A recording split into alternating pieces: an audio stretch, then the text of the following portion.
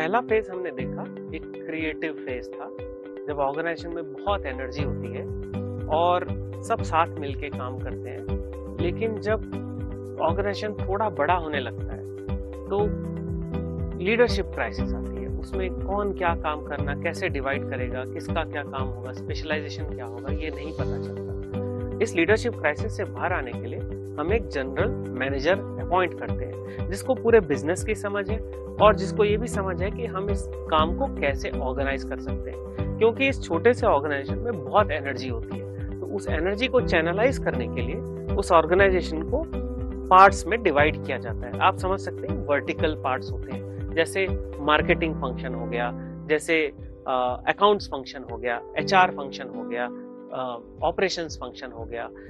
इन सब फंक्शन में specialist develop होते हैं और ये फंक्शनल ऑर्गेनाइजेशन स्ट्रक्चर बनता है। उस वर्टिकल के अंदर लोग स्पेशलिस्ट बनते जाते हैं और ज्यादा अच्छा काम करते हैं और ज्यादा स्पेसिफिक होते जाते हैं और धीरे धीरे हमारा ऑर्गेनाइजेशन बड़ा होने लगता है। इस फेज में जो मैनेजमेंट है, जो टॉप मैनेजमेंट है, अब वो क्या करती है, हर जगह cost control, accounting, budgeting, work standards, ये सब लाएगी। जैसे मार्केटिंग फंक्शन को कितना बजट एलोकेट करना है, कितना कैपिटल हम टोटल लाएंगे और उसका कैसे अकाउंटिंग होगा, कितने हम इनकमिंग कॉस्ट ऑफ गुड्स है, इनकमिंग हमारा रॉ मटेरियल है, उसको प्रोसेस करने में कितना पैसा लगता है, ये सारा बजट यहाँ पे डिवाइड होगा। फिर फंक्शंस को इंसेंटिव दिए जाते हैं, बजटिंग की जाती है, इस फंक्शन के लिए इतना बजट, और हर फंक्शन का वर्क स्टैंडर्ड एस्टैब्लिश किया जाता है। अब आप देख रहे हैं कि ऑर्गेनाइजेशन एक छोटा सा, एक रूम के अंदर चलने वाला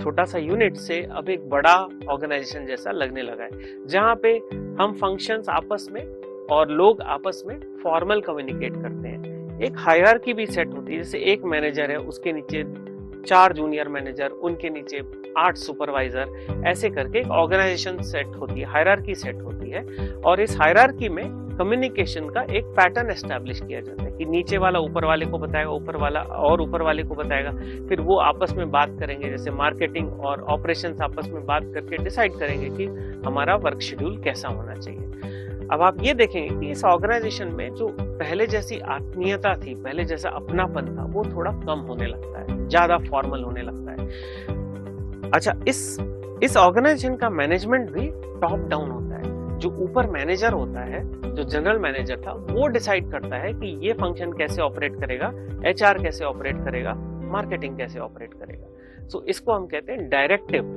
जो डायरेक्टर होता है जैसे मूवी में, वो सबको कहेगा आप ये करो, आप ये करो, आप वो करो, उसी टाइप का ये ऑर्गेनाइजेशन है। इसको कहते हैं डायरेक्टिव टॉप डाउन मैनेजमेंट। ये है phase of growth of direction. लेकिन जैसे जैसे और ऑर्गेनाइजेशन बड़ा होता जाता है तो ये फंक्शन और स्पेशलिस्ट होते जाएंगे। जैसे मार्केटिंग है, मार्केटिंग में गुजरात वाला, मार्केटिंग में सूरत, गुजरात में भी सूरत वाला। अब वो जानता है कि मेरा कस्टमर कैसा है, बड़ौदा वाला जानता है मेरा कस्टमर कैसा है, और राजकोट वाला जानता है मेरा कस्टमर कैसा है। अब ये सब जानते हैं कि हमारे कस्टमर के बारे में हमें सबसे ज्यादा पता है, लेकिन क्योंकि हमारे को डायरेक्शन ऊपर से आता है, इसलिए हम डिसीजंस ले नहीं पाते, अपना काम ठीक से कर नहीं पाते। सो यहाँ पे आती है एक क्राइसिस, जिसको कहते हैं क्राइसिस ऑफ ऑटोनॉमी। माने मैं खुद क्या करूं, मुझे क्यों कंट्रोल किया जाता है। क्योंकि जब कॉम्प्लेक्सिटी बढ़ जाती है, जैसे सूरत, बड़ौदा, राजकोट, ऐसे अलग अलग जगह के लोगों को हम मार्केट करते हैं। हर जगह की एक ज्योग्राफी होती है, एक कस्टमर बेस होता है, सब अलग टाइप के मार्केट्स हैं, बहुत ही कॉम्प्लेक्स है। भले हम बेच एक ही प्रोडक्ट रहे हैं, लेकिन बहुत कॉम्प्लेक्स हो जाता है।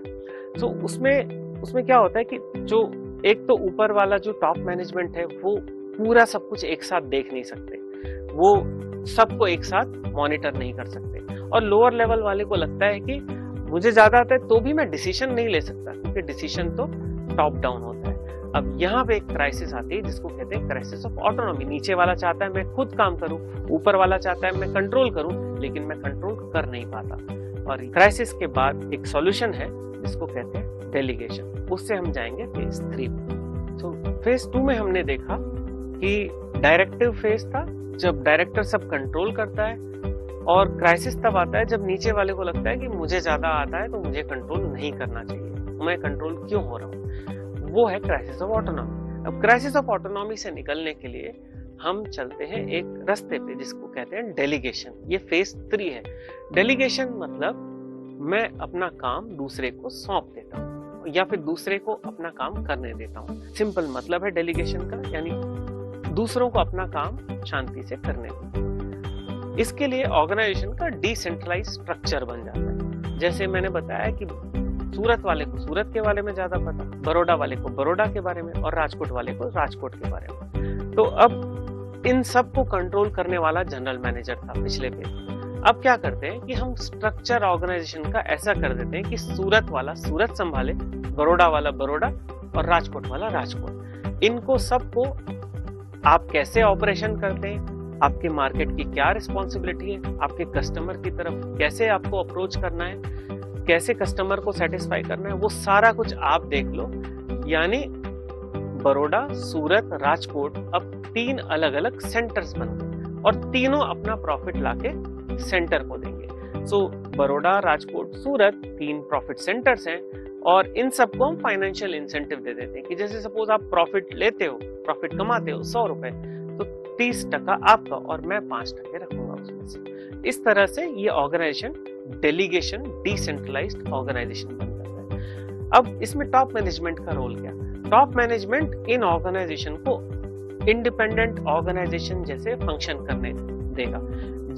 इंडिपेंडेंट मीन्स आप खुद ये काम डिसाइड कर सकते हो, खासकर ऑपरेशंस और मार्केटिंग। अब टॉप मैनेजमेंट इसमें एक्सेप्शन से मैनेज करते हैं, माने अगर कुछ गड़बड़ हुई तभी हम आएंगे, बाकी सारा डिसीजन आप देखिए। डिसीजन मेकिंग जो पूरे ऑर्गेनाइजेशन का है, तीनों का मिला के, वो पीरियोडिक रिव्यूज होंगे। जैसे 3 महीने में एक बार हम मिलेंगे और देखेंगे आपका काम कैसा चल रहा है, और 6 महीने में या साल में हम मिलेंगे और पीरियोडिक रिव्यू करके देखेंगे हर कुछ समय के बाद ये काम कैसा चल रहा है। एक फॉर्मल कॉर्पोरेट कम्युनिकेशन हो जाता है।